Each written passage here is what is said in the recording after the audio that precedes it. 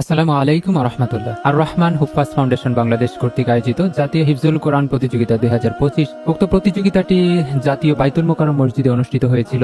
আলহামদুলিল্লাহ, সেখানে 40টির উপর জেলা থেকে শিক্ষার্থী অংশগ্রহণ করেছিল উক্ত প্রতিযোগিতায়। সেখানে আমাদেরও 4জন প্রতিযোগী অংশগ্রহণ করেছিল। উক্ত অনুষ্ঠানটিতে আমাকে মেহমান হিসেবে দাওয়াত দেওয়া হয়েছিল, কিন্তু দুর্ভাগ্যজনক হলেও সত্য আমি অনুষ্ঠানটিতে খুবই জরুরি কাজ থাকায় আমি অ্যাটেন্ড করতে পারিনি। আলহামদুলিল্লাহ, আমাদের সম্মানিত ভিপি স্যার আখতার হোসেন, উনি আমাদের শিক্ষার্থীদেরকে নিয়ে উক্ত অনুষ্ঠানে অ্যাটেন্ড করেছিলেন এবং আমাদের 4জন প্রতিযোগীর মধ্যে একজন দ্বিতীয় স্থান আর একজন 13তম স্থান অধিকার করে এবং তাদেরকে সম্মাননা ক্রেস্ট এবং পুরস্কার তুলে দিয়েছেন দেশের প্রখ্যাত এবং আলেমে দিন, যাদেরকে আপনারা খুব ভালোভাবে সোশ্যাল মিডিয়াতে দেখে থাকেন, চিনেন, যারা দেশের সম্মান বয়ে এনেছে সারা পৃথিবী থেকে। আলহামদুলিল্লাহ, এখন আমাদের প্রতিষ্ঠানের শিক্ষার্থীরা দেশের মধ্যে প্রতিযোগিতা করছে। ইনশাল্লাহ খুব শীঘ্রই দেশের গণ্ডি পেরিয়ে ইনশাল্লাহ দেশের বাহিরেও প্রতিযোগিতায় অংশগ্রহণ করে দেশের মান সম্মান বয়ে আনবে ইনশাআল্লাহ।